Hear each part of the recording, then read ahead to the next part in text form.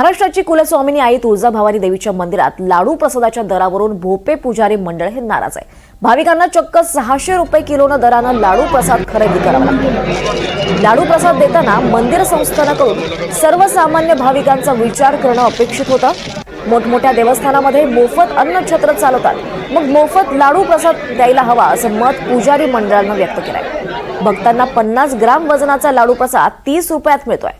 मोफत परवडतच नसेल तर माफक 50 रुपयात 2 लाडू द्या अशी मागणी भोपे पुजारी मंडळाने केली आहे।